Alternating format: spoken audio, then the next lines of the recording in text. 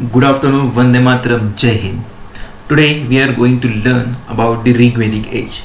Yesterday we learned the Indus Valley civilization. I hope that topic is clear to all of you. If you have any doubt, just ask in the comment section. I will give the answers in very short amount of time. And also share that video or lecture with your friends to gain the more knowledge of the Indus Valley civilization. So today's topic is Rig Vedic age. So Rig Vedic age is basically the Aryans, or we can say the Aryans came to India, and that age is known as the Vedic age, also known as the Rig Vedic age. The language preferred by the Aryans are Sanskrit. The source of knowledge of the Aryans is Vedic literature. Basically, the Veda means the knowledge. The Vedas are also called as Srushti. Now, the Indo-Aryan migration to Vedic civilization. The Aryans were semi-nomadic pastoral people. The original homeland of Aryan is a matter of debate, with the different experts suggesting from different regions from where they originated. So we just put it aside where they came from. Some say they came from the area that the Caspian Sea in the Central Asia. The Max Muller said that, while other think they originated from the Russia steppes. Bal Gangadhar Tilak was of the opinion that the Aryans came from the Arctic region. So the various suggestions or different opinions by the different experts has been given from where the Aryans came from. The Vedic age started with the Aryan occupation of the Indo-Gangetic plains. Meaning of the word Arya is noble, or we can say the Aryans who came from the various regions. They spoke Sanskrit as an Indo-European language. They led a rural semi-nomadic life as compared to the Indus Valley people who were urbanized. It is believed that they entered India through Khyber Pass. Then comes there are two types: early Vedic age, or we can say the Rig Vedic period, or later Rig Vedic period. So the early Vedic period from 1500 BC to 1000 BC. The political structure of that period, the monarchical form of government with the king known as Rajan. Monarchical means Raja, uska beta Raja.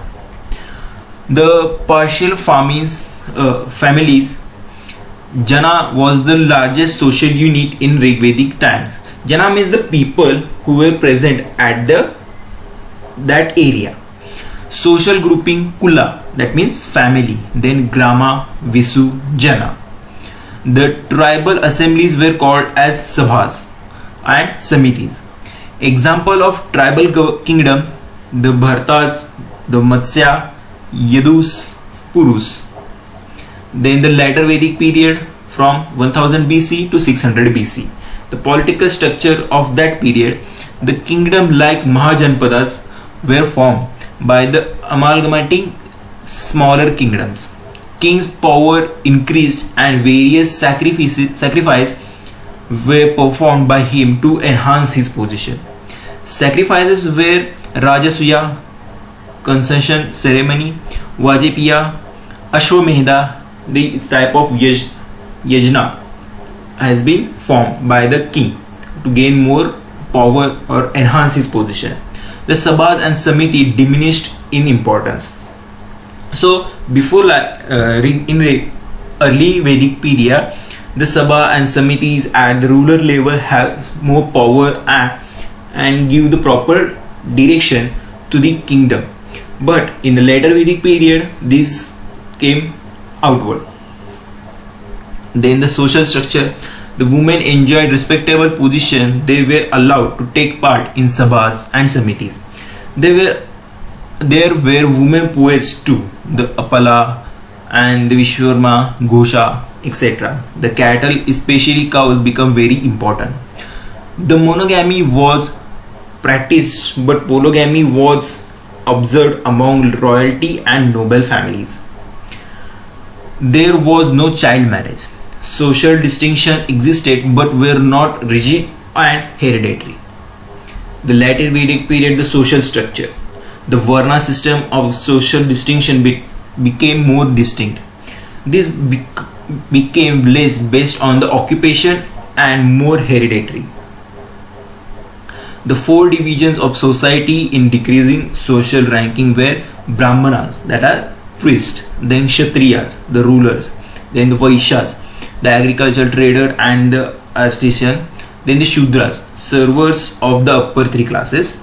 The women were not permitted to attend public assemblies like sabhas and samitis. Their position in society lowered. The child marriage became common. The subcastes based on occupation also emerged. Gotras were institutionalized. The economic structure, they were pastoral and cattle rearing people. They indulged in agriculture. The products made of copper, iron, bronze were used. They had horse carriages. The rivers were used for transport. The cotton, woolen fabrics were spun and used. Initially, trade was conducted through the barter system, but later on coins called the nishka were in use. The barter system means if you want a laptop, suppose take that as an example, if you want a laptop, you will give some type of grain or other type of thing that you are having in place of that object. That was of the barter system. Then in later Vedic period, the economic system, the agriculture was the chief occupation. Industrial work like metal work, the pottery, the carpentry work also was there. There was foreign trade also with Babylon. Then the religion, they worshipped natural forces like earth, fire, wind, rain, thunder, etc. by personifying them into deities. The Indra, thunder, was the most important dignity or deity. Other deities were Prithvi, that is earth, fire, rain, wind. Female deities were Ushas and Aditis. There were no temples and no idol worship. Then comes the later Vedic period. The religion was the creator, Prajapati. Then Vishnu, the preserver, became the important gods. Indra and Agni lost their significance. Important prayers diminished and rituals and sacrifice became more elaborate. The priestly class became very powerful and they dictated the rules of the cities or rites and the rituals. Because of this orthodoxy, the Buddhism and the Jainism emerged towards the end of this period. So before we start the Vedic literature, the common difference between the early Vedic period and the later Vedic period is that in early Vedic period, whoever is having the quality to become a king, that person became a king. But in later Vedic period, it became the hereditary. In early Vedic period, the people worship the nature, Agni, Vayu, Indra. But in later Vedic period, the Prajapati, Vishnu, and the rituals were common in that part. The Sabhas and Samiti was present in the early Vedic period, and Sabhas and Samiti was not that much present, or we can say the diminished in the later Vedic period. The women were having a much more important in early Vedic period. They were part of the Sabhas and Samiti. Also the poetry work performed by the females. But in later Vedic period, women or we can say the females were not allowed to participate in any type of sabha or samiti. That was some basic differences. Also in early Vedic period, the area covered by the eastern Afghan, northwest frontier province Punjab and western Uttar Pradesh, they settled in land of the 7 rivers in early Vedic period.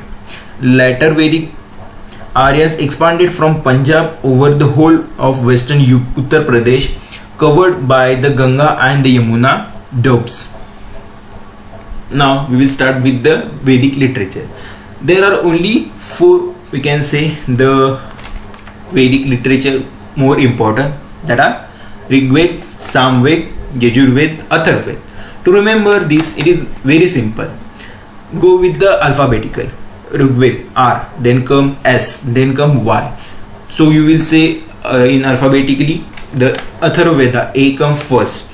But to remember this, first A goes to last. Then comes, what will come? The R, S, Y and S. It is easy to remember. Rigved, Samved, Yajurved, Atharvaved. So Rigved was present in 1500 to 1000 BC. That means in early Vedic period. It is the collection of hymns in praise of gods. It is the oldest Veda. It has 10 volumes called as a Mandal. In Mandal 3, Gayatri Mantra is there to praise the god Savitri. In Mandal 10, the Purusha Sukta. In Mandal 9, Soma god, the lord of plant. The expert in the Rig Veda are known as Hotra or Hotri. Then comes the Samveda. Samveda is basically the collection of the song. It is a book of chants. It consists of 1810 hymns. You can say the chapters or the songs. The experts in Samveda were called as Udgatri. Then comes Yajurveda. Yajurveda is a collection of sacrificial formula. It is found in both prose and poetry. It has two parts, Krishna Yajurveda, Shukla Yajurveda, and the expert in Yajurveda are known as Adhavar. Then comes the Atharvaveda. Atharvaveda is basically the collection of charms and spells. The Ayurveda, the Indian medical science, is taken from the Atharvaveda. It contains magical hymns to get relief from the diseases. Atharvaveda is, you can say, the Ayurveda. It is more detailed study of the Ayurveda is given in the Atharvaveda. Then comes the Upanishad. Upanishad, the last phase of the Vedic literature, is present in the Upanishad. It deals with the philosophy of the people at that time. It is also called as Vedanta. It has 108 numbers of chapters in the Upanishad. The most important Upanishad are Chamdogya and Brihadrankya Upanishad. The Satyamev Jayate is taken from the Mundaka Upanishad. So you can think of the various titles, or we can say the titles given for the various Indian Army, Navy, Air Force or Police Forces, the IAS, are all taken from the Sanskrit, either Upanishad, Vedas or various types of literature. So that much of importance is still given to this type of literature. That was all about the Rigvedic age, not that much of big topic. The Rigvedic age from 1500 to 600 BC, and the Vedic literature Rigved, Samved, Yajurved, Atharvaved, 4 major Vedas are there. So that's it about the Vedic age, the short and sweet topic. Hope you liked it. So like the video, and if you have any doubt, write it in comment section, and don't forget to share it with your friends and click on the bell icon to get notification on time. Thank you. Have a good day.